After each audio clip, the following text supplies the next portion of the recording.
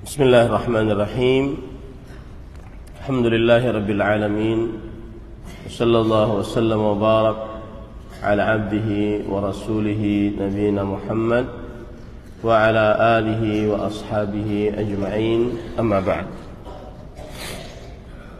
Pada pagi hari ini, Ahad 9 Rabiul Awal 1445 Hijriah, kita dimudahkan oleh Allah Subhanahu wa taala untuk duduk bersama di Masjid Jami' Abu Darda, Pekanbaru Riau, dalam sebuah kajian Islam ilmiah tematik yang berjudul Fadailu Hifdzul Quran, keutamaan menghafal Al-Quran. Dan saya meminta para santri agar tidak ada yang tidur. Yang tidur dibangunkan. Yang tidur dibangunkan dan disuruh berwudu. Para musyrifin agar berkeliling, tidak mengapa berdiri di majelis ilmu, melihat santri-santri yang mengantuk. Ini juga nasihat bagi para musyrifin. Ada dua nasihat yang ingin saya sampaikan bagi para musyrifin, pengurus Ma'had Tahfidz Abu Darda. Dua subuh saya melihat, yaitu santri-santri sebelum iqamah tidur. Kemudian sebagian ada yang sampai iqamah tidur dan tidak berwudu. Itu menyebabkan apa? Tidak sahnya sholat subuhnya.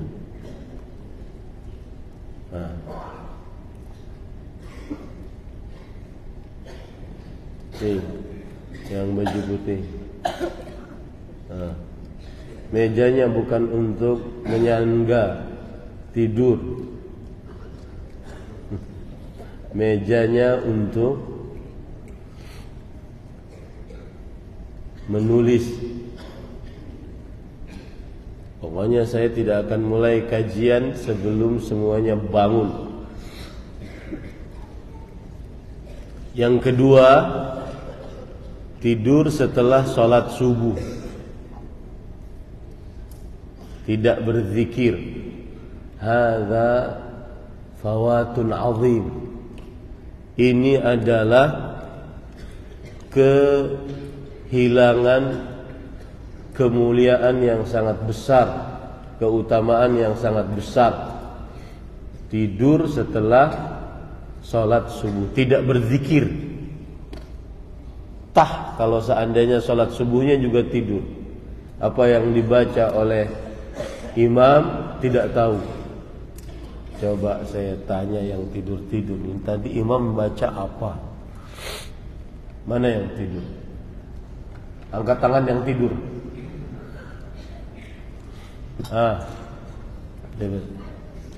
Di belakang peci hitam, sampingnya, samping peci merah.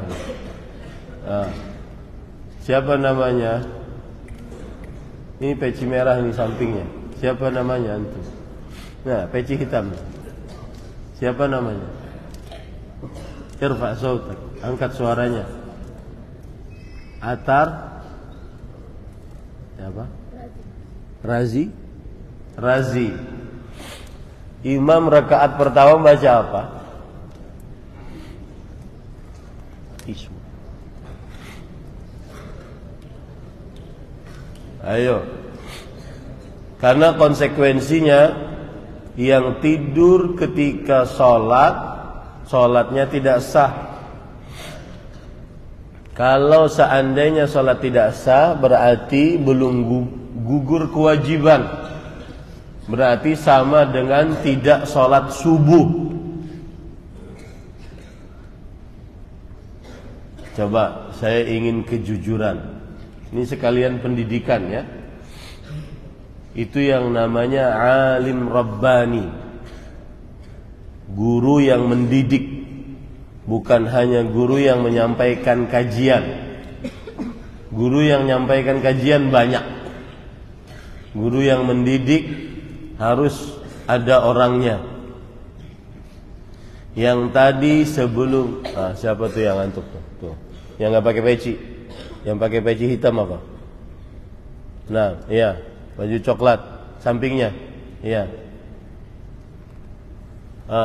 Iya. Berdiri. Lah, sampingnya antum. Iya. Berdiri.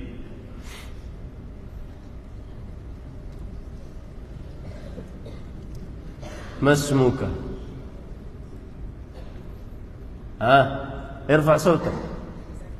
Zaki. Dari mana ya Zaki?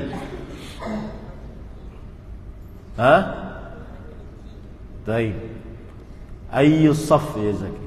Ayyu fasl? Kelas 1B, baru berarti. Baik. Zaki tadi ketika sholat subuh tidur, setengah tidur atau ngantuk?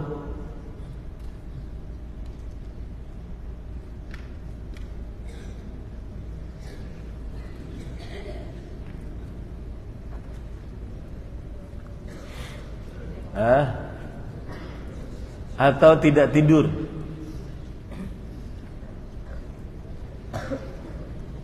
Zaki, as'aluka, saya yang nanya Zaki sekarang. Jawibni, jawab saya.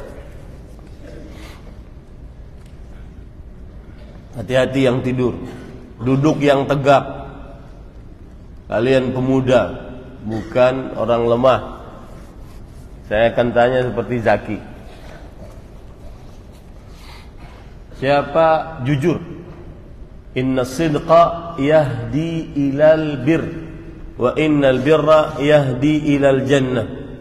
Kejujuran menghantarkan kepada kebaikan, kebaikan menghantarkan kepada surga. Siapa yang pas iqamah tidur langsung sholat subuh,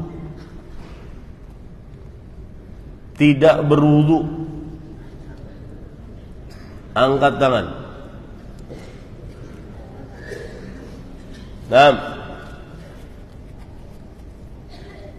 Dan ini nasihat berat untuk pengurus.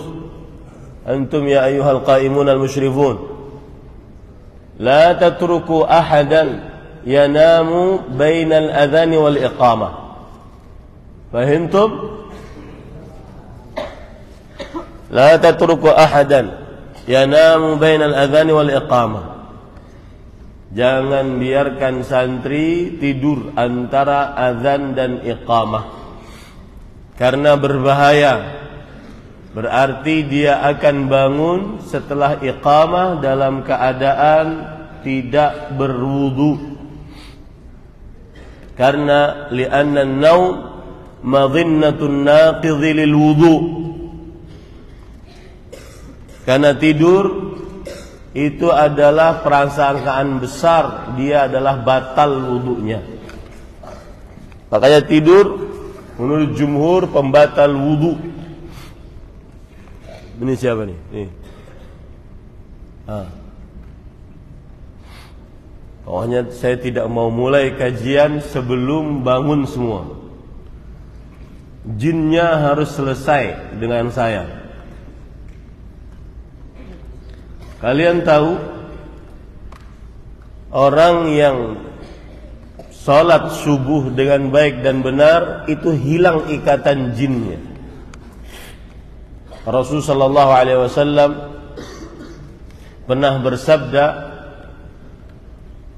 "Idza nama ahadukum," jika salah seorang dari kalian tidur, "aqada syaitanu thalatha uqad." syaitan akan mengikat 3 ikatan di kepalanya. Kemudian setiap ikatan dia jampi-jampi. Jadi kita itu kalau lagi tidur sedang dijampi-jampi, dikenai pengaruh sihir syaitan. Jampi-jampi diikat, kemudian dijampi-jampi. Apa jampi-jampinya? Lailun tawil, urqud. Ini malam panjang, tidurlah. Ikatan yang kedua, ini malam panjang, tidurlah. Ikatan yang ketiga, ini malam panjang, tidurlah. Fa idza istayqadha wa dzakara ismallah. Kalau seandainya dia bangun dan dia menyebut nama Allah, alhamdulillah. Apa zikir setelah tidur? Baik. In halat 'uqdah, terlepas satu ikatan. Fa idza tawaddaa in halat 'uqdah. Kalau dia tidur, kalau dia bangun tidur baca doa, terlepas satu ikatan. Sisa berapa ikatan? Sisa 2 ikatan. Kalau dia berwudu, terlepas satu ikatan. Sisa berapa ikatan? Kalau dia pergi ke masjid, lalu dia sholat tahiyatul masjid, lalu dia tidur lagi. Makanya orang bisa tidur kadang-kadang di kamar mandi. Kenapa? Karena jampi-jampinya masih sisa 1. Ya, masih sisa 1. Apa yang menyebabkan jampi-jampinya terlepas semuanya? Fa idza shalla in halat 'uqdah fa asbaha nasyitan thayyiban nafs. Kalau seandainya dia sholatnya yang sah, harus berwudu. Yang tidur-tidur tadi harus berwudu. Maka saya nasihatkan kepada pengurus, ijlis, duduk Zaki. Jazakallah khair. 5 menit wajar, anak-anak tidur itu wajar. Karena mereka masih muda, masih belum biasa bangun pagi. Maka 5 menit sebelum iqamah, para pengurus membangunkan. Yang tidur suruh wudu. Ya, para musyrifin, munazzimin, anggota-anggota organisasi santri, para bagian keamanan atau bagian dakwah atau apalah namanya, harus ada yang keliling. Ya, 5 menit sebelum iqamah harus ada yang keliling membangunkan yang tidur.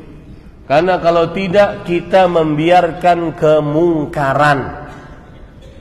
Membiarkan apa? Kemungkaran. Dan saya berharap ini bisa dilakukan dan menjadi peraturan. Kemudian yang kedua, setelah salam sholat subuh tidak ada yang tidur, harus ada yang keliling mengingatkan. Iqra'ul azkar, iqra'u. Enggak apa-apa dia ngangkat suaranya. Iqra'u al-azkar, iqra'u, agar santri bangun. Karena berzikir setelah sholat, zikir pagi itu adalah ghanimah. Itu adalah harta sangat berharga. Kalian akan mudah menghafal ketika berdoa, Allahumma inni as'aluka ilman nafi'an wa rizqan thayyiban wa amalan mutaqabbalan. Akan sangat mudah menghafal Al-Quran. Ya, ini 2 peraturan saya pesan kepada pengurus. Setelah sholat subuh harus ada di setiap shaf yang mengingatkan. Dari ujung sana, masjid kita ini besar, ujung sana ke ujung sini. Enggak ada yang tidur. Yang tidur suruh berdiri. Saya tidak ingin melihat santri saya di Ma'had Tahfidz Abu Darda terkenal setelah salam sholat subuh tidur. Fahim tuh? Ya. Dua subuh saya lihat. Dua subuh itu pula saya gregetan melihat santri tidur. Saya pernah ke sebuah pesantren, kajian saya habis subuh untuk santri juga. Hampir setengah masjid tidur. Tidur. Ada yang ngorok sampai tidurnya. Padahal zikir setelah sholat subuh, zikir pagi itu adalah ghanimah, harta sangat berharga bagi seorang muslim. Ya, yang tidur nggak usah dihukum, diajak bangun agar baca zikir, agar baca zikir. Ini dua pesan saya, mudah-mudahan diterima oleh pengurus. Ya. Dan jangan-jangan pengurusnya, hati-hati kalau pengurusnya malah yang nggak sholat subuh. Ada nggak? Ada nggak? Ada nggak? Hah? Ada? Hati-hati. Ini kalau sudah musyrifnya nggak sholat subuh, berarti harus turun tangan yang lebih di atasnya, para ustadznya. Harus dicek tuh. Ya, dicek ke asrama. Jangan-jangan ada yang nggak sholat subuh. Ini pada ikhwah, para santri sekalian. Baik. Sekarang tema kita apa tadi? Fadailu hifdzil Quran. Saya akan membuat pernyataan yang pertama. Orang biasanya menyebutnya disclaimer. Akan menyebut pernyataan yang pertama. Pertama, perhatikan baik-baik. Hifdzul Quran huwal asl fi talaqqih. Hifdzul Quran huwal asl. Nah, ini juga nasihat untuk para santri. Kita kemarin daurah, walhamdulillah selesai. Bifadlillah wa auni. Saya pernah bilang di dalam daurah bahwa salah satu adab bermajlis ilmu apa? Siapa yang masih ingat? Al-istima' wal-insat. Al-kitab aina kitabukum wa aqlamukum. Angkat tangan yang enggak bawa. Angkat tangan. Ayo. Ya. Ini peraturan yang ketiga, masukan dari saya. Setiap kali ada ustadz, mau ustadz luar, mau ustadz dalam, mau ustadz kondang, setengah kondang, mau ustadz nasional, internasional, kalau ada pengajian harus bawa apa? Buku dan pena. Siapa yang bisa menyebutkan bait syair dari Imam Syafi'i yang saya sebutkan tentang penulisan? Nah,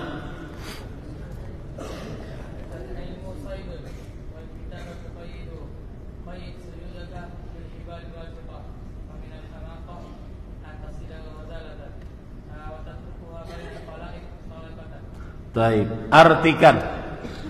Berdiri antum, berdiri. Mana ada mic enggak? Ada mic enggak? Minta mic. Berdiri.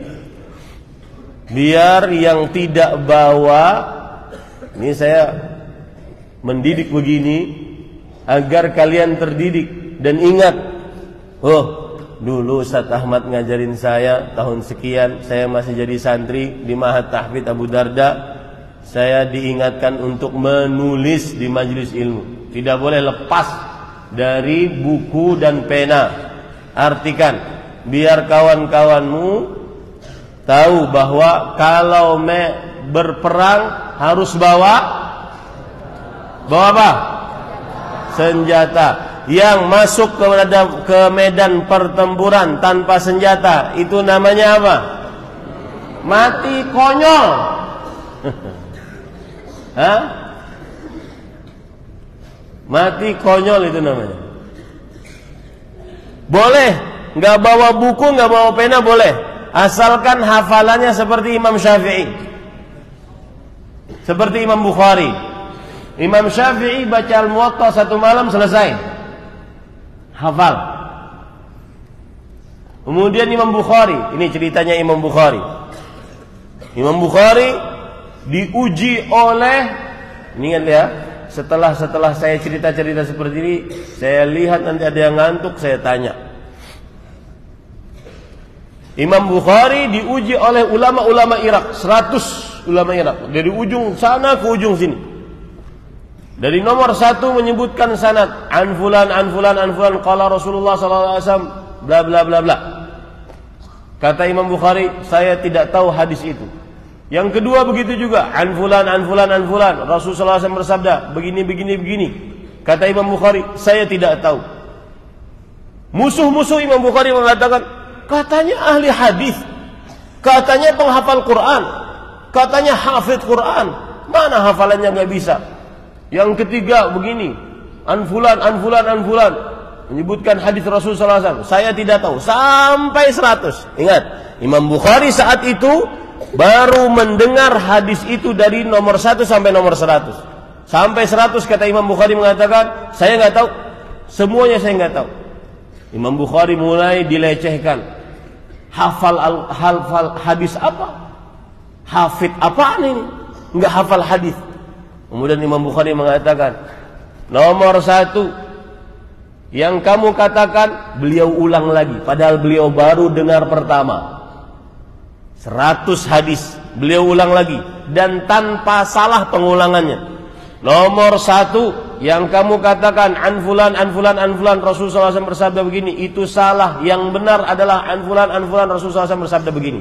Dibenarkan satu-satu dengan mengurut suatu hadis yang salah yang baru beliau dengar pada saat itu. Ada ya seperti itu di sini? Kalau ada, baru boleh nggak bawa buku.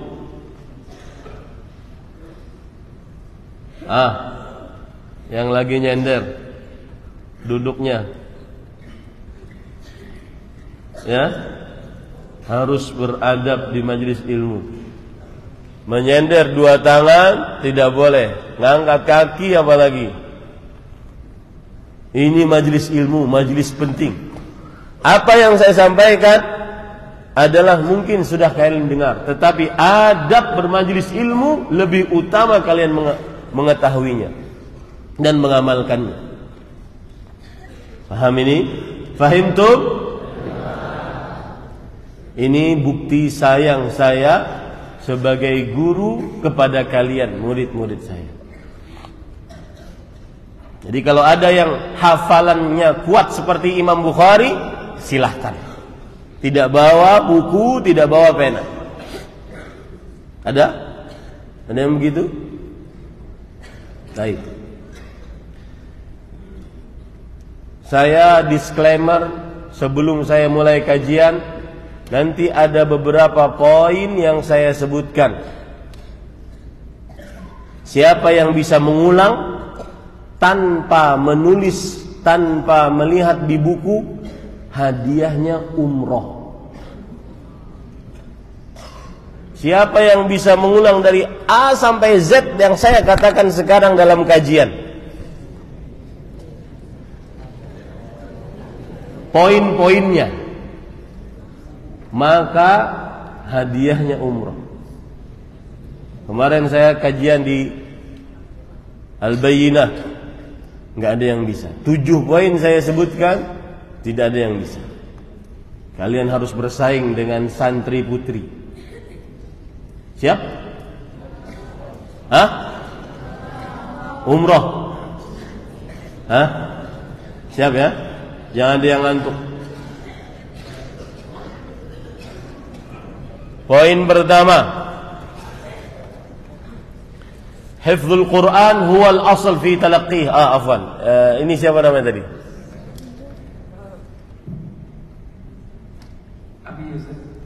Abiyu. Baik. Ya Abiyu. Terjemahkan yang antum sebutkan tadi. Ilmu itu adalah buruan dan tulisan adalah ikatan. Ikatlah ilmumu dengan tulis. Ikatlah buruanmu dengan tali-tali yang dibuat. Dan dari orang-orang bodoh yang memburu sebuah jam. Dan engkau meninggalkannya di antara makhluk-makhluk dalam keadaan tidak terikat. Al-hamaqah. Lihat Imam Syafi'i mengatakan, ijlis ya Abi, jazakallah khair. Al-hamaqah. Imam Syafi'i mengatakan al-hamaqah. Famin al-hamaqah termasuk bodoh kuadrat pangkat 9. Nah, itu berapa tuh? Hah? Siapa yang pintar matematik sini? Bodoh kuadrat pangkat 9. Ya? Itu artinya jahilun murakkab. Apa pengertian jahil murakkab? La yadri annahu la yadri. Dia tidak tahu kalau dia itu tidak tahu. Termasuk kebodohan murakkab, kalau bahasa kasarnya dungu. Semasuk kedunguan, sudah mendapatkan binatang buruan capek-capek, dia kejar, habis itu dia letakkan tanpa diikat. Nah, itu sama dengan santri duduk di majelis ilmu nahan ngantuk. Apa ya tadi? Ya, pedas mata, antuk sana, antuk sini. Lalu dia tidak tulis. Ini yang ketiga nasihat saya. Wajib kalau ada pengumuman dari musyrif asrama, besok subuh ada pengajian ustadz. Apa kewajibannya? Hamlud daftar wal qalam. Bawa buku dan pena. Dan usahakan bukunya khusus, tidak boleh diganti-ganti. Itu akan menjadi kenangan bagi kalian. Saya tahun sekian duduk di majelis ilmu dengan Ustadz Fulan. Ini faedah-faedahnya. Kalian ketika mau ngajar akan lihat, saya pernah duduk di majelis Ustadz Fulan. Itu yang kami ingat. Ketika kita duduk di majelis-majelis para ustadz, para syekh, bersimpuh, capek. Sampai sekarang masih tertulis rapi. Sediakan buku khusus. Itu yang saya bawa. Itu adalah harta berharga bagi seorang santri. Baik. Poin pertama sekarang, hifdzul Quran huwal asal fi talaqqih. Menghafal Al-Quran adalah asal di dalam belajar Al-Quran. Menghafal Al-Quran asalnya di dalam belajar Al-Quran. Apa dalilnya? Surat Al-Ankabut ayat 49. Apa maksudnya asal di dalam belajarnya? Maksudnya adalah dari mulai Nabi sampai kepada para sahabat. Gini, Allah berfirman, kemudian didengar oleh Jibril menyampaikan kepada Nabi, itu melalui hafalan. Kemudian Nabi Muhammad SAW menyampaikan kepada para sahabat menyampaikan kepada para tabi'in menyampaikan kepada para tabi'ut tabi'in, sampai kepada para imam, para ulama, sampai sekarang. Cara penukilan Al-Quran adalah dengan apa? Dengan hafalan, bukan dengan ini mushaf saya ya, saya wariskan kepada kamu, di dalamnya Al-Quran, nggak ada. Ya, menghafal Al-Quran adalah asal muasal belajar Al-Quran. Allah berfirman di dalam surat Al-Ankabut ayat 49, "Bal huwa ayatun bayyinat fi suduril ladzina utul ilm." Akan tetapi Al-Quran itu adalah ayat-ayat yang jelas di dalam kalbu-kalbu para ulama. Para ulama penukilan Al-Qurannya, belajar Al-Qurannya melalui hafalan. Melalui apa? Hafalan. Taib. Kemudian para ikhwan yang dirahmati oleh Allah, itu dalil dari Al-Quran, dalil dari hadis Rasul sallallahu alaihi wasallam.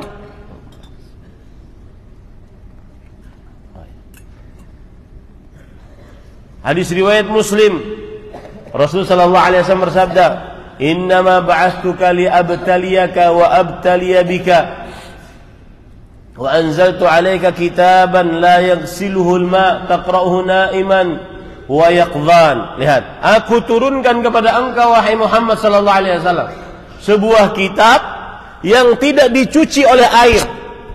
Kamu bisa bacanya saat kamu sedang berbaring atau saat kamu sedang jaga, duduk, berdiri, atau berjalan. Lihat penjelasan para ulama. Kata Imam An-Nawawi rahimahullahu ta'ala dalam kitab Al-Minhaj Syarah Nawawi ala Sahih Muslim, "Annal Qur'ana mahfuzun fis sudur." Quran terjaga di dalam kalbu. La yatatarraqu ilaihi dzahab. Tidak mungkin hilang. Bal yabqa ala marriz zaman. Maka selalu tetap sepanjang masa. Tidak mungkin hilang. Selalu tetap sepanjang masa. Baik, ini disclaimer yang pertama. Disclaimer yang kedua, menghafal Al-Quran mudah bagi yang dimudahkan oleh Allah. Menghafal Al-Quran mudah bagi yang memiliki niat yang kuat. Ya, perhatikan baik-baik. Hifdzul Qur'ani sahlun muyassar liman lahu niyah wa iradah. Menghafal Quran mudah, sangat mudah bagi siapa yang memiliki niat, tekad, semangat. Apa dalilnya? Surat Al-Qamar dalam 4 ayat 17, 22, 32, 40. Apa ayatnya? Walaqad yassarnal Qur'ana lidzikri fahal mim muddakir.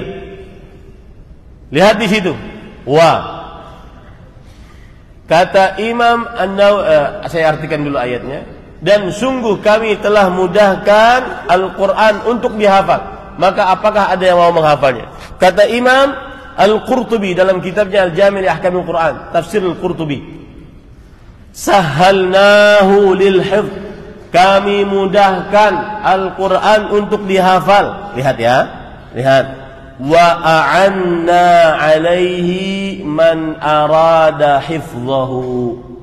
Kami pasti tolong untuk menghafal Al-Quran siapa yang punya keinginan menghafalnya. Syaratnya cuma satu, ingin menghafal, pasti dimudahkan. Ya, siapa yang punya keinginan, man arada hifzahu.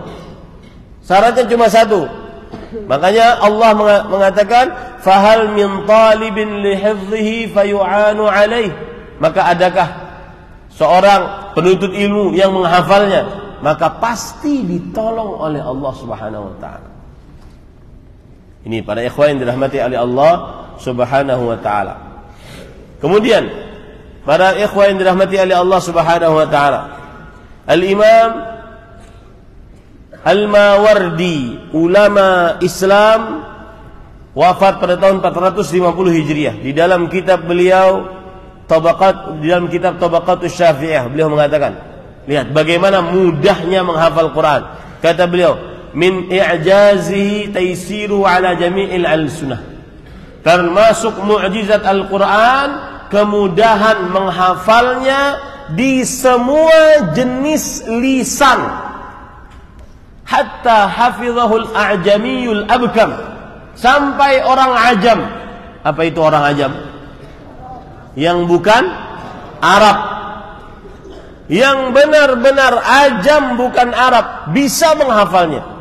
Wala yuhfadhu ghairuhu minal kutubi kahifdhi. Tidak ada kitab suci yang dihafal selain atau seperti Al-Quran dihafal. Wa ma dzaka illa bi khasa'isa ilahiyyah faddalahu biha ala sa'iri kutubi. Maka itu kekhususan dari Allah Subhanahu wa taala yang Allah utamakan atas seluruh kitab-kitab sucinya. Itu disclaimer yang kedua. Siapa yang bisa menyebutkan disclaimer yang kedua? Nah, hifdzul Quran sahlun muyassar. Ada terusannya sedikit. Liman indahu niyyah wa irada. Ahsan. Bagi siapa yang memiliki niat dan keinginan, pasti dimudahkan oleh Allah. Disclaimer yang ketiga, catat baik-baik. Kana salaf la yu'allimuna al-haditha wal fiqha illa liman yahfazul Quran. Kana salaf la yu'allimuna al-haditha wal fiqha illa liman yahfazul Quran. Para ulama salaf, para sahabat, para tabi'in, para tabi'ut tabi'in tidak mengajarkan ilmu hadis dan fikih kecuali bagi siapa yang menghafal Al-Quran. Lihat perkataan Imam An-Nawawi rahimahullah. Beliau namanya Yahya bin Sharaf An-Nawawi, ulama Islam yang wafat pada tahun 676 Hijriah. Beliau berkata di dalam kitab Al-Majmu' Syarhul Muhadzab, kana salaf la yu'allimuna al-haditha wal fiqha illa liman yahfazul Quran. Para ulama salaf senantiasa, bukan hanya ini sudah menjadi kebiasaan, tidak mengajari Al-Quran, hadis dan fikih kepada seseorang santri murid kecuali bagi yang hafal Quran. Imam Ibnu Jama'ah, ulama Islam yang wafat pada tahun 733 Hijriah. Beliau mempunyai kitab adab di dalam menuntut ilmu. Nama kitabnya Tadhkiratus Sami' wal Mutakallim fi Adabil Alimi wal Muta'allim. Beliau mengatakan, salah satu adab pertama bagi penuntut ilmu an yabtadi'a bi kitabillahil aziz fayutqinuhu hifdhan. Memulai menuntut ilmu dengan menghafal Al-Quran dan hafalannya harus mutqin. Hafalannya harus apa? Mutqin. Hafalannya dibawa. Yang kelas 1 menghafal. Berapa target kelas 1 menghafal? Berapa juz? 5. Maka naik kelas 2 targetnya berapa? 7. Maka berarti 5 dan 7 12 harus dibawa. Harus bisa membawanya. Itu namanya itqan. Ya, itu namanya itqan. Ini disclaimer yang ketiga. Apa tadi? As-salaf la yu'allimuna al-haditha wal fiqha illa liman yahfazul Quran. Taib. Sekarang sudah selesai disclaimer. Sekarang saya akan menyebutkan tentang keutamaan-keutamaan menghafal Al-Quran. Yang pertama, orang penghafal Al-Quran derajatnya tinggi di dunia dan di akhirat. Derajatnya apa? Tinggi. Penghafal Al-Quran derajatnya tinggi di dunia dan di akhirat. Yang pertama, dalilnya adalah bahwa derajatnya tinggi. Dalilnya adalah di surga tinggi. Ya, jadi keutamaan pertama penghafal Quran derajatnya tinggi. 1 atau A, di surga derajatnya tinggi sesuai dengan banyaknya hafalan Al-Quran. Sesuai dengan banyaknya hafalan Al-Quran. Apa dalilnya? Hadis riwayat Imam Abu Daud dari Abdullah bin Amr bin As radhiyallahu anhuma. Rasul sallallahu alaihi wasallam bersabda, "Yuqalu li sahibil Quran." Dikatakan kepada sahibul Quran. Siapa sahibul Quran? Bukan yang membaca Al-Quran. Karena kalau sahibul Quran membaca Al-Quran, berarti tidak ada bedanya antara kalian para penghafal Quran dengan orang-orang yang tidak menghafal Quran tapi dia baca terus-terusan. Makanya sahibul Quran di sini maksudnya adalah hafizul Quran. Yuqalu li sahibil Quran. Dikatakan kepada para penghafal Al-Quran, Iqra wartaqi. Baca dan naiklah. Setiap ayat yang dibaca satu naik. Warattil kama kunta turattil fid dunya. Bacalah dengan tartil sebagaimana engkau membacanya di dunia. Fa inna manzilaka 'inda akhir ayatin taqra'uha. Sesungguhnya kedudukanmu pada ayat yang terakhir yang kamu hafal, yang kamu baca sesuai dengan hafalanmu. Ini memotivasi kita untuk semangat menghafal Quran. Ustaz, tingginya itu apa sih? Jadi sebagian orang kalau sudah disebutkan surga itu enggak tertarik para ikhwan. Saya pernah ceramah, saya bilang, bapak-bapak, ibu-ibu, nanti di surga kita bisa meminum dari sungai dengan berbagai macam air. Ada sungai yang airnya susu, tidak pernah basi. Coba bayangkan antum. Ini susu segini sudah banyak. Ini sungai airnya susu. Lalu saya katakan lagi, ada sungai yang airnya madu, tidak ada campuran, min asalin musaffa. Siapa yang bisa menyebutkan ayatnya? Siapa yang tidur? Man yadhkuru lil ayah. Nah, ya kharaj.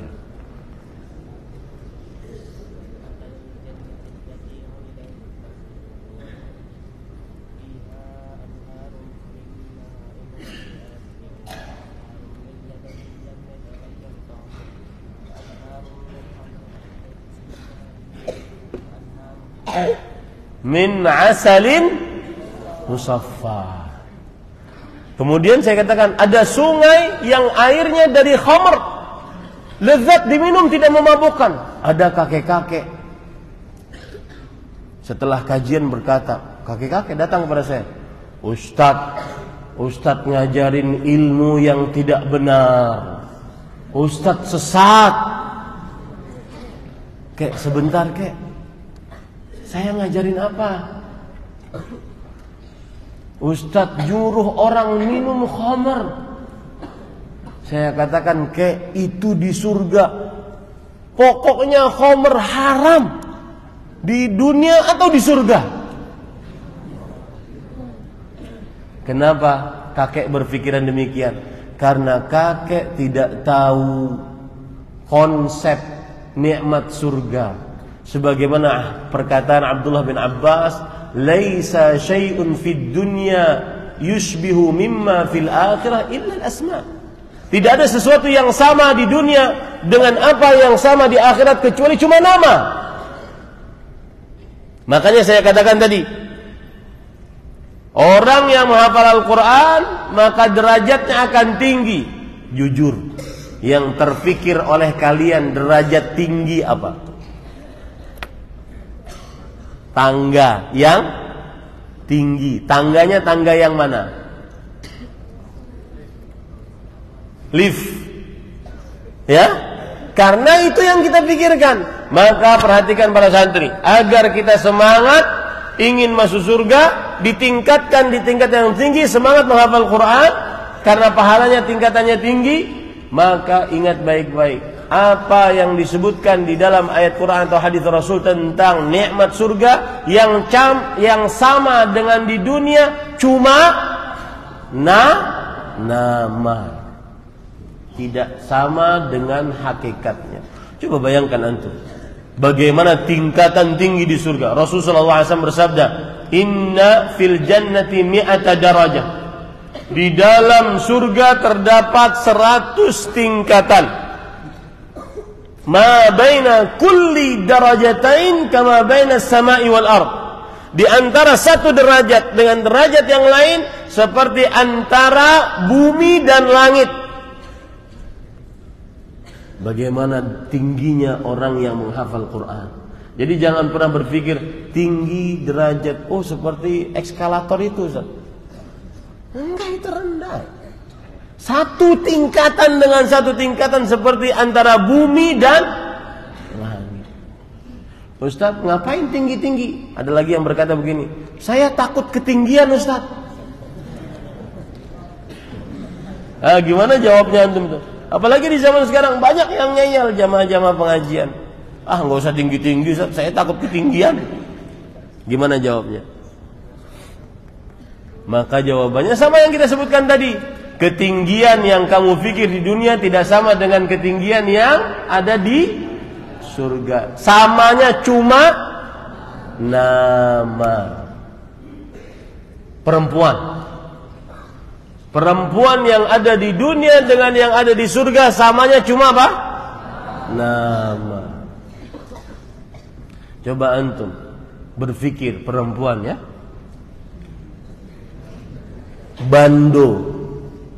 Bandonya perempuan. Paham bando? Bando. Yang dipakai oleh perempuan di atas kepalanya biasa untuk menahan rambut. Rasulullah SAW bersabda, "Wala nasifuha fil jannah khairun minad dunya wa fiha."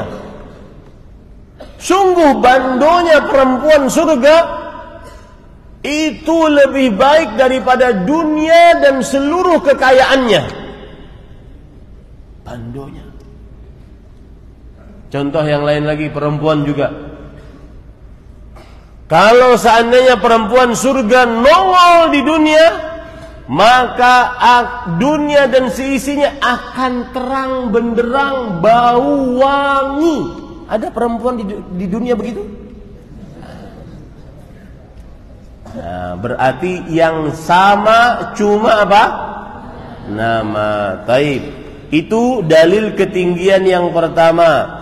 Dalil ketinggian yang kedua, ya, penghafal Quran derajatnya tinggi. Dalilnya setiap huruf yang setiap ayat yang dia baca akan meninggikan derajatnya. Dalil yang kedua, yulbasu tajul karamah wa hullatul karamah wa yafuzu birridha. Akan dipakaikan mahkota kemuliaan, jubah kemuliaan, dan luar biasanya ridha Allah, mendapatkan ridha Allah Subhanahu wa taala. Dalilnya apa? Hadis riwayat Imam Tirmidzi dari Abu Hurairah radhiyallahu an. Rasul sallallahu alaihi wasallam bersabda, "Yaji'u sahibul Qur'an yaumal qiyamah fayaqulu ya rabbi hallih." Akan datang sahibul Quran. Tadi saya sudah jelaskan apa itu sahibul Quran. Para hafizul Quran. Kenapa kita katakan sahibul Quran, hafizul Quran? Bukankah yang baca setiap hari juga dinamakan sahibul Quran meskipun tidak hafal? Tadi sudah saya jelaskan. Yang bisa jawab? Naam, Abiyu. Karena yang namanya Al-Quran itu di dalam kalbunya. Kalau seandainya sahibul Quran juga pembaca saja bukan penghafal, maka tidak ada bedanya antara kalian santri penghafal Quran dengan manusia biasa yang tidak menghafalkan Al-Quran. Fahim tuh? Siapa yang bisa mengulang? Katanya fahimna. Yang tertawa. Nah, yang tersenyum. Adhaqallahu sinnak. Qum. Pertanyaan saya, sahibul Quran yang dimaksud penghafal Quran, kenapa bukan yang membaca Al-Quran meskipun tidak hafal? Habis itu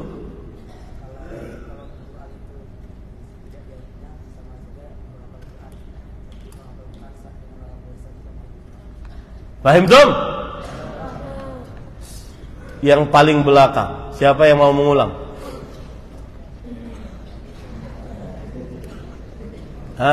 As-saffus sadis, aina as-saffus sadis? Man ra'isul fasl as-saffus sadis? Yarfa' yadahu. Baik, ikhtar wahidan min a'dha'ik. Anta satajawib? Baik, ajib.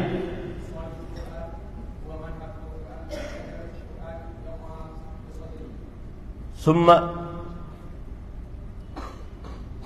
kaifa nufarriq? Limadha naqul sahibul Qur'an huwa hafizul Qur'an wa laysa talin lil Qur'ani faqat wa lam yahfaz? Kenapa kita katakan sahibul Quran yang dimaksud di dalam hadis adalah penghafal Quran, bukan hanya sekedar membaca Al-Quran meski tidak hafal Quran? Nah,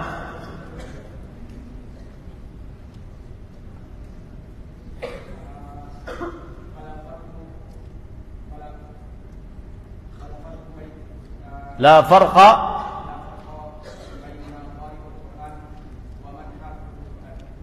idza qulna anna sahibal Quran fil hadis. Kalau kita katakan makna sahibul Quran di dalam hadis adalah hanya sekedar membaca, bukan penghafal, maka tidak ada bedanya antara apa? Penghafal Al-Quran dengan pembaca. Artinya tidak manfaat kalian, mendingan pulangnya sudah, nggak usah menghafal Quran. Paham? Baik. Datang pada hari kiamat sahibul Quran fayaqul, kemudian penghafal Quran tersebut datang dan berkata, ya Rabbi halih, wahai Rabbku pakaikan. Jadi dia minta sama Allah, wahai Rabbku pakaikan pakaianku. Subhanallah. Fayulbasu tajul karamah, maka dipakaikan mahkota kehormatan. Thumma yaqulu ya Rabbi zidhu, kemudian orang tersebut penghafal Quran ini mengatakan, wahai Rabbi, wahai Rabbku, tambahkan, mana pakaianku lagi? Minta dia sama Allah Subhanahu wa taala. Fayulbasu hullatal karamah, kemudian dia dipakaikan baju kehormatan. Thumma yaqulu ya Rabbi irda anhu, wahai Rabbku, ridai dia. Minta kepada Allah agar diridai, ridai dia. Kemudian yuqal iqra warqa wa yuzadu bi kulli ayatin hasanah. Maka kemudian Allah berfirman, bacalah dan naiklah. Di setiap ayat yang kamu baca akan ditambahkan pahala kebaikan, pahala kebaikan, pahala kebaikan. Ini dalil yang kedua. Dalil yang ketiga, tingginya derajat orang yang menghafal Quran. Ia akan ma'as hafizul Quran ma'as safaratil kiramil bararah. Penghafal Al-Quran akan bersama para malaikat yang baik-baik dan mulia-mulia, ahli ibadah. Dalam hadis riwayat Bukhari, "Matsalul ladzi yaqra'ul Qur'an wa huwa hafizun lahu ma'a safaratil kiramil bararah." Lihat, yang membaca Al-Quran dan dia menghafalnya, bukan hanya sekedar tali, talayat lu at-tali, bukan hanya sekedar membaca. Yang membaca Al-Quran dan dia menghafalnya, maka dia akan bersama as-safarah, para malaikat, al-kiram, yang mulia, al-bararah, ahli ta'ah, yang ahli ibadah kepada Allah Subhanahu wa ta'ala. Baik, ini keutamaan menghafal Al-Quran. Yang pertama, tinggi derajatnya. Dilihat dari satu sisi. Setiap ayat yang dia hafal akan menaikkan dia ke tingkatan yang lebih tinggi dalam surga. Yang kedua, setiap ayat yang dia hafal maka akan dipakaikan kepadanya apa tadi? Mahkota kehormatan, baju kehormatan, dan ditambahkan kebaikan-kebaikan untuknya. Dua. Yang ketiga, penghafal Al-Quran tinggi derajatnya. Apa yang ketiga? Bersama para malaikat yang baik-baik, ahli ibadah. Baik. Itu poin pertama. Poin yang kedua, al-hafidhu muqaddamun fid dunya wal akhirah. Orang yang menghafal Quran selalu didahulukan di dunia dan di akhirat. Poin yang kedua, dari keutamaan menghafal Quran, orang yang menghafal Quran didahulukan di dunia dan di akhirat. Apa dalilnya? Yang pertama, sama kayak tadi, al-hafidhu aula bil imarah. Para penghafal Quran paling pantas menjadi pemimpin. Kalian jika penghafal Quran memahami apa yang dibaca, mempelajari tafsir-tafsirnya, ilmu-ilmu yang di dalamnya, kalian lebih pantas untuk menjadi pemimpin. Ya. Lihat kisah Ibnu Abza. Siapa namanya? Ibnu Abza. Seorang budak atau mantan budak berkulit hitam. Ya, perhatikan nih, mantan budak berkulit hitam. Kalau budak itu maksudnya diperjualbelikan. Ini kenapa banyak yang keluar santri? La ahad yakhruj min majlis. Enggak ada yang keluar kecuali muttar. Apa arti muttar? Saya pernah sebutkan. Saya mau mati. Jangan ada yang biarkan keluar para musyrif. Ya, santri ini harus ada peraturan. Ya, majelis ilmu harus ada adabnya. Kecuali muttar. Kalau enggak keluar mati saya. Nah, baru tuh keluar. Ya. Taib.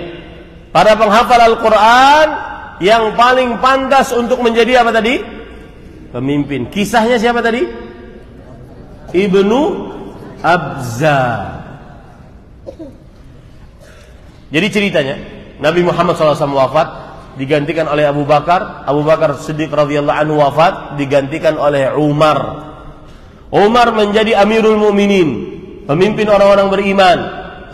Lalu Umar bin Khattab pergi ke Usfan. Usfan daerah dekat Iran. Lalu Umar bin Khattab bertemu dengan Nafi' bin Al-Harith. Siapa namanya? Nafi' bin Al-Harith adalah gubernur Mekah. Gubernur apa? Mekah. Kemudian Umar bin Khattab bertanya, "Man ista'malta ala ahli al-wadi?" Wahai Nafi', gubernur Mekah, selama engkau tinggal kota Mekah, kita bertemu di sini di Usban, di Iran, yang mengurus kota Mekah siapa? Nafi' mengatakan Ibnu Abza. Kemudian Umar bin Khattab bertanya lagi, "Waman Ibnu Abza?" Siapa itu Ibnu Abza? Lihat, maula min mawalina. Mantan budak dari mantan budak kita. Kemudian istakhlafta alaihim maula. Kata Umar bin Khattab, engkau menjadikan pengganti engkau sebagai gubernur selama engkau keluar dari Mekah seorang mantan budak. Mengapa? Kemudian Nafi' bin Harith mengatakan, innahu qari'un li kitabillah azza wa jalla. Dia penghafal Al-Quran. Ya. Maka kemudian Umar bin Khattab radhiyallahu anhu berkata, innallaha yarfa'u bihadzal kitabi aqwaman yadh'u bihi akharin. Allah benar-benar mengangkat dengan Al-Quran ini derajat orang-orang di dunia dan di akhirat. Dan juga bisa merendahkan dengan Al-Quran ini derajat orang-orang di dunia dan di akhirat. Ini yang pertama. Yang kedua, al-hafidhu aula bil imamah. Orang yang penghafal Quran lebih pantas dikedepankan untuk menjadi imam sholat. Ya, lebih pantas dikedepankan untuk menjadi imam sholat. Rasul sallallahu alaihi wasallam bersabda dalam hadis riwayat Muslim dari Abu Mas'ud Al-Ansari radhiyallahu anhu, ya ummul qauma aqra'uhum li kitabillah. Yang akan hendaknya yang mengimami salat kalian adalah aqra'uhum li kitabillah, yang paling iqra dari kalian, yang paling iqra dari kalian, artinya paling banyak hafalannya dari kalian. Lihat sekarang para ikhwan yang dirahmati oleh Allah, walaupun umurnya masih kecil. Hadis riwayat Imam Bukhari dari Abdullah bin Umar radhiyallahu anhuma, lamma qadima al-muhajirun al-awwalun al-asbah mawdi'un bi Quba.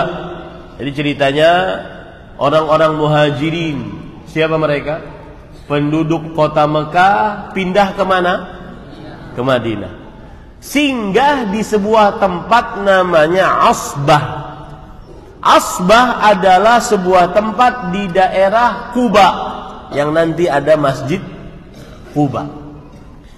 Sebelum datang Rasulullah SAW, kana ya ummuhum Salimun maula Abi Hudzaifah, yang menjadi imamnya Salim. Salim masih anak kecil, mantan budak. Kenapa? Ada yang namanya Salim di sini? Ya, Salim masih anak kecil, mantan budak. Tetapi kenapa jadi imam? Karena aktsaruhum Qur'anan, karena hafalannya paling banyak. Padahal di tengah-tengah mereka ada siapa? Umar bin Khattab, Abu Salamah bin Abdullah Asad. Umar bin Khattab menjadi makmum, yang mengimami Salim maula Abi Hudzaifah. Maula itu apa artinya tadi? Mantan budak yang dimerdekakan.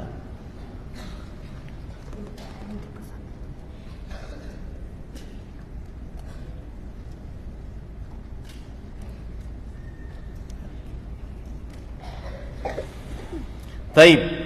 Para ikhwan dirahmati oleh Allah Subhanahu wa taala, hati-hati ya. Yang ketiga, apa tadi poinnya? Yang kedua ini, penghafal Quran didahulukan di dunia dan di akhirat.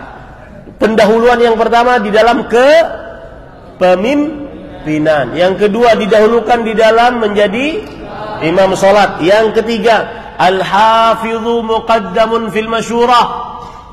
Penghafal Al-Quran didahulukan untuk dimintai musyawarah pendapat. Nih, para santri baru, Ustaz enggak betah Ustaz, saya ingin pulang, ingin makan enak, makanan di pesantren enggak enak Ustaz. Enak enggak maksud pesantren? Enak, alhamdulillah. Ustaz enggak betah Ustaz, saya kangen ibu Ustaz. Maka orang yang kalian paling patut curhati adalah kakak-kakak kalian yang hafalan Al-Qur'annya paling banyak dan paling baik. Mereka yang paling patut untuk dimintai musyawarah. Ya, yang paling patut untuk dimintai apa? Musyawarah. Lihat hadis riwayat Bukhari dari Abdullah bin Abbas radhiyallahu anhuma, kana al-qurra ashab majlis Umar wa musyawaratihi kuhulan kanu aw syubbana. Adalah al-qurra, para penghafal Quran, orang-orang yang, ini misalkan saya pemimpin dulu itu, dia punya singgasana, duduk sebelah kanan ini para ulama, sebelah kiri para pembesar-pembesar pejabat. Maka orang-orang para ulama yang senantiasa duduk di samping Umar bin Khattab ketika menjadi Amirul Mukminin adalah para penghafal Quran, baik sudah tua atau masih muda. Mereka yang lebih pantas untuk dimintai musyawarah. Adamanin naim. Enak sekali dia bersandar sampai tidur.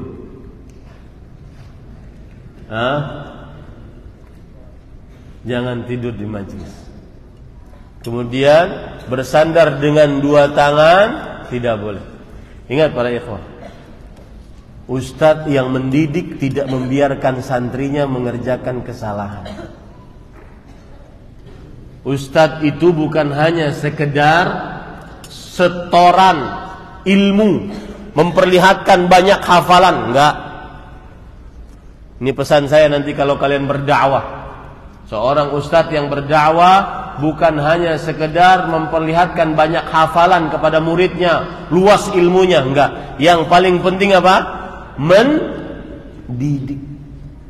Ini saya juga perhatikan dan dapat dengar kabar santri-santri kalau lagi sholat, imam takbiratul ihram, Allahu Akbar, mulai itu banyak yang keluar.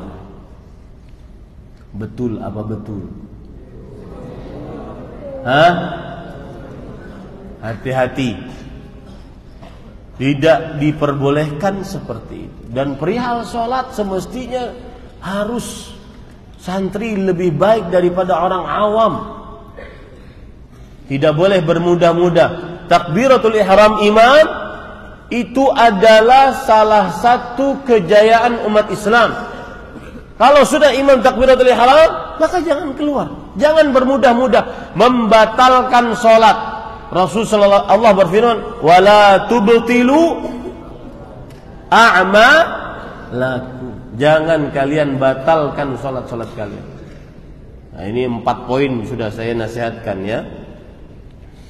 Taib, yang keempat, wah ini lebih menarik lagi. Para penghafal Quran didahulukan di dunia dan di akhirat. Yang keempat, al-hafidhu muqaddamun fi qabrih. Yang menghafal Al-Quran didahulukan saat di dalam kubur. Ketika perang Uhud, 70 sahabat Rasulullah SAW wafat. Maka kalau bikin galian lubang liang lahat 70 terlalu banyak, akhirnya digali lubang, kemudian satu lubang ditumpuk beberapa jenazah kaum muslimin, para sahabat yang mati syahid. Rasul sallallahu alaihi wasallam bersabda, ayyuhum aktsaru akhdhan lil Qur'an. Siapa di antara yang meninggal mati syahid ini yang paling banyak hafalannya Al-Quran? Dia yang lebih didahulukan. Baru setelahnya, baru setelahnya. Kemudian setelah itu Rasulullah SAW bersabda, ana syahidun ala haula yaumil qiyamah. Aku menjadi saksi pemberat pahalanya kelak pada hari kiamat. Didahulukan di dalam kubur para penghafal Al-Quran. Kemudian selesai. Poin yang kedua selesai. Para penghafal Quran didahulukan di dunia dan di akhirat. Sekarang keutamaan yang ketiga. Para penghafal Al-Quran adalah keluarga terdekat Allah. Orang yang paling khusus dimiliki oleh Allah Subhanahu wa taala. Orang-orang yang merupakan golongan VVIP. Very, very important person. Itu adalah para penghafal Al-Quran. Rasul sallallahu alaihi wasallam bersabda di dalam hadis yang diriwayatkan oleh Imam Ibnu Majah, inna lillahi ahlin. Sesungguhnya Allah memiliki orang-orang yang terdekat minan nas, dari manusia. Qalu ya Rasulullah, man hum? Wahai Rasulullah, siapa mereka? Qala hum ahlul Quran, ahlullahi wa khasat. Mereka adalah ahli Al-Quran, yaitu para penghafal Al-Quran yang khusus dalam menghafal Al-Quran. Itu yang ketiga, kemuliaan penghafal Quran. Yang keempat, Allah menyatakan para penghafal Al-Quran merekalah ulama. Para penghafal Al-Quran merekalah ulama. Apalagi dibarengi setelahnya mempelajari tafsirnya. Allah Subhanahu wa taala berfirman di dalam surat Al-Ankabut ayat 49 yang saya sebutkan tadi. Bal huwa ayatun fi suduril ladzina utul ilm. Bahkan ayat Al-Quran itu di dalam qalbu para ulama. Para ulama adalah para penghafal Al-Quran yang mempelajari ilmu-ilmu tafsirnya. Yang kelima, yang terakhir, ya, para penghafal Al-Quran, mereka tidak akan dibakar di dalam nerakanya Allah Subhanahu wa ta'ala. Dalam hadis yang diriwayatkan oleh Imam Ahmad dari Uqbah bin Amir radhiyallahu an, Rasul sallallahu alaihi wasallam bersabda, "Lau kana al-Qur'an fi ihabin ma akalathu an-nar." Kalau seandainya Al-Qur'an di dalam sebuah tempat yang terbuat dari kulit dimasukkan, maka tidak akan terbakar di dalam neraka. Penghafal Quran tidak akan dibakar oleh Allah Subhanahu wa taala di dalam nerakanya Allah Subhanahu wa taala. Beruntunglah. Dan saya pesan kembali sekali lagi kepada kelas 3. Ya, berapa jumlah kelas 3, Ustaz? Jumlah kalian berapa? Kelas 3 mana? Kelas 1, kelas 2, kelas 3, 7, 8, 9. Kelas 9 kalau ini. Berapa jumlahnya?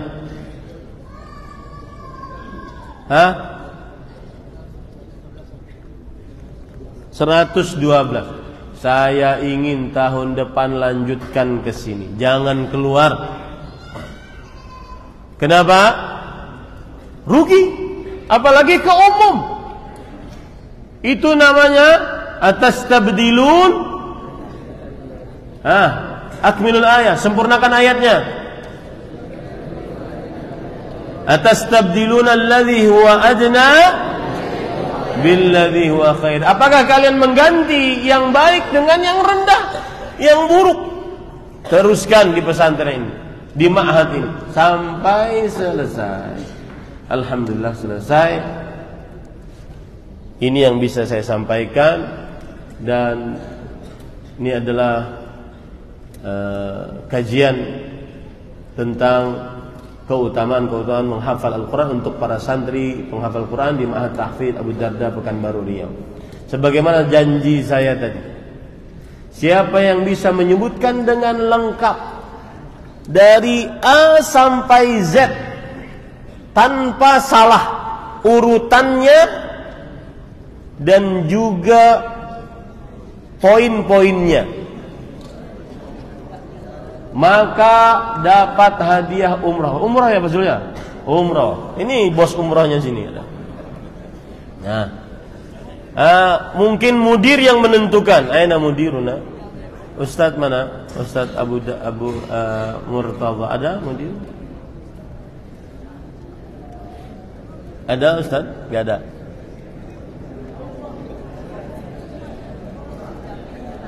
Nah. Ya, tidak melihat catatan.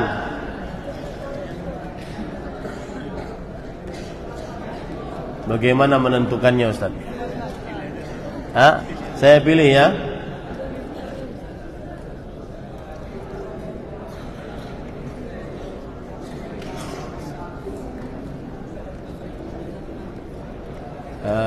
Sebentar.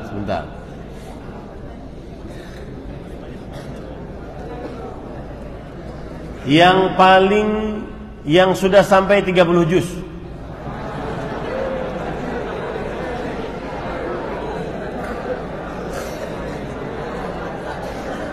Yang baju merah, kum. Saya akan cek ya sesuai dengan urutan dan tidak boleh ada yang kurang. Ya. 6. Ati mikrofon. Aina mikrofon? Ati lahu mikrofon. Dari mulai disclaimer, keutamaan, di setiap keutamaan ada poin-poin, maka tidak boleh kurang.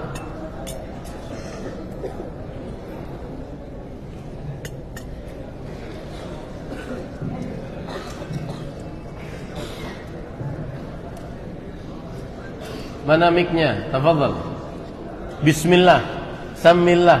Al-fursah fursatun wahidah. In akhta'ta saqatat 'alaika al-fursah. Waalaikumsalam. Doakan ya Allah, doakan.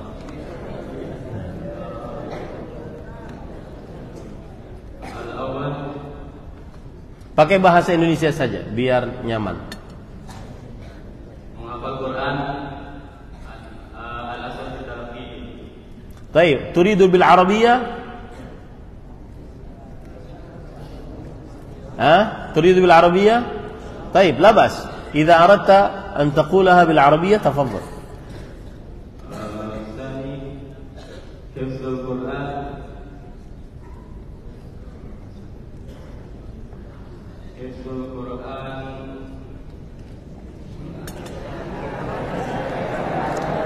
حفظ القرآن سهل ميسر لمن له نية والإرادة.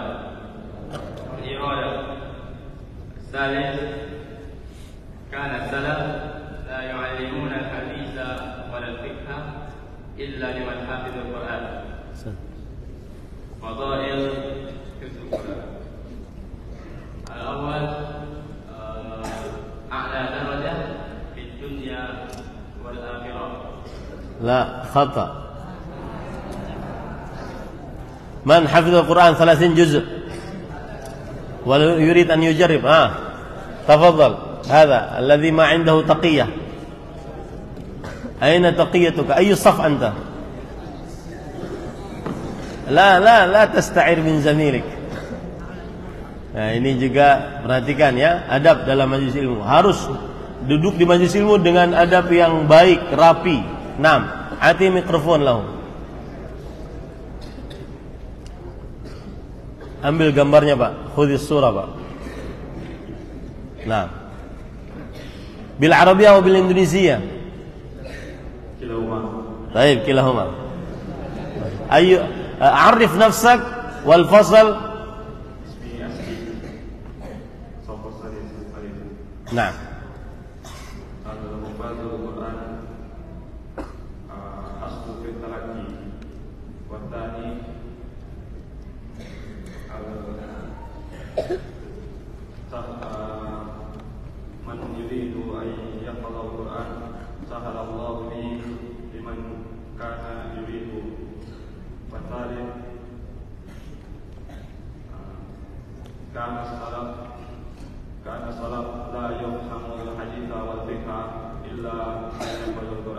لا كان السلف لا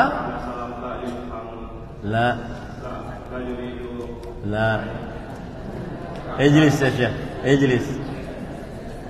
طيب أنا خلاص الذي بجنبه جرب عرف نفسك والفصل. حفظت 30 جزء؟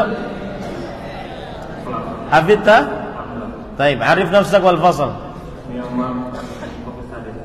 Man ismuka al-karim? Wan na'am. Orang Arab begini, kalau ada masmuka al-karim ya akhi Ammar, maka kemudian yang bertanya wan na'am. Wan na'am itu artinya sungguh nama yang baik. Wan na'am. Ya, itu kebiasaan orang Arab. Misalkan nih, saya tanya antum, masmuka al-karim? Siapa namanya? Devin, Kevin, wan na'am. Saya nyebutnya apa? Wan na'am. Sungguh nama yang baik. Wan na'am ya Ammar. Ayu saf ant? As-sadis. Tafadhal. Udhkur murattaban. Bil Arabiyyah bil Indonesia? Indonesia. Na'am. Pertama, menghafal Quran adalah asal untuk belajar Quran sendiri. Kedua, menghafal Quran mudah dan juga dimudahkan bagi yang ada niat dan keinginan. Tiga, para salaf tidak mengajarkan hadis dan fikih kecuali pada yang menghafal Al-Quran. Adapun untuk kelemahannya, pertama, menghafal Quran derajat mereka tinggi. Poinnya,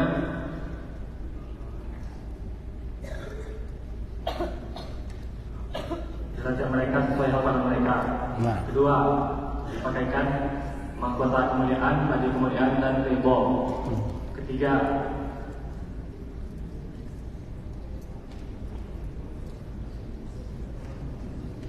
bersama malaikat yang baik-baik dan ahli ibadah. Untuk kemudian kedua, didahulukan di dunia dan di akhirat.